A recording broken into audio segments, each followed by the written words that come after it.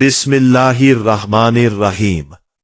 আজ আমরা শুনব এক অসাধারণ ইসলামী গল্প, একটি ছোট ছেলের সততার গল্প, যে তার মায়ের শিক্ষা কখনো ভুলে যায়নি। অনেক বছর আগে এক গ্রামে একটি দরিদ্র মা এবং তার ছোট ছেলে বাস করত। ছেলেটির বাবা মারা গিয়েছিলেন, তাই মা অনেক কষ্ট করে তাকে বড় করছিলেন। একদিন মা ছেলেকে বললেন, বাবা, তুমি জ্ঞান অর্জনের জন্য শহরে যাও। আল্লাহর পথে জ্ঞান অর্জন করা অনেক বড় ইবাদত।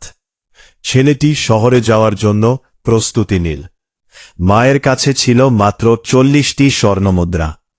মা সেই মুদ্রাগুলো ছেলের জামার ভিতরে সেলাই করে দিলেন। তারপর ছেলেকে একটি গুরুত্বপূর্ণ কথা বললেন, বাবা, জীবনে যাই হোক না কেন কখনো মিথ্যা বলবে না।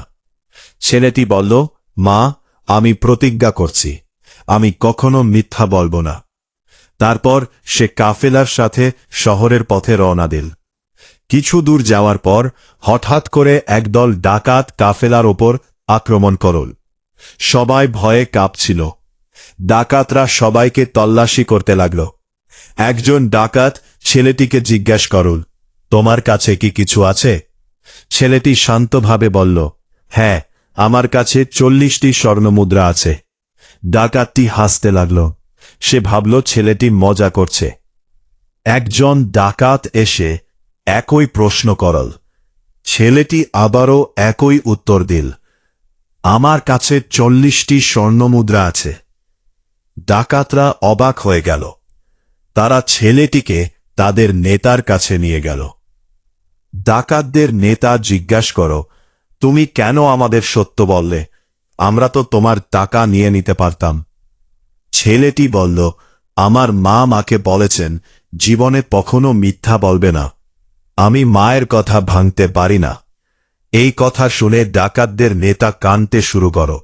সে বলল, এই ছোট ছেলে তার মায়ের কথা ভাঙতে পারে না, আর আমরা আল্লাহর এত আদেশ অমান্য করি। তারপর সে তাওবা করল। শুধু সে নয়, তার পুরো ডাকাত দল তাওবা করল। সেই ছোট ছেলেটি বড় হয়ে এক মহান ইসলামী আলেম হয়েছিলেন, আব্দুল কাদের গিলানী। এই গল্প থেকে আমরা 3টি গুরুত্বপূর্ণ শিক্ষা পাই। 1. সবসময় সত্য কথা বলা উচিত। 2. মায়ের শিক্ষা কখনো ভুলে যাওয়া উচিত নয়। 3. সততা মানুষকে মহান করে তোলে। এই গল্পটি ভালো লাগলে ভিডিওটি লাইক করুন, চ্যানেলটি সাবস্ক্রাইব করুন। Sajedur Islamic TV.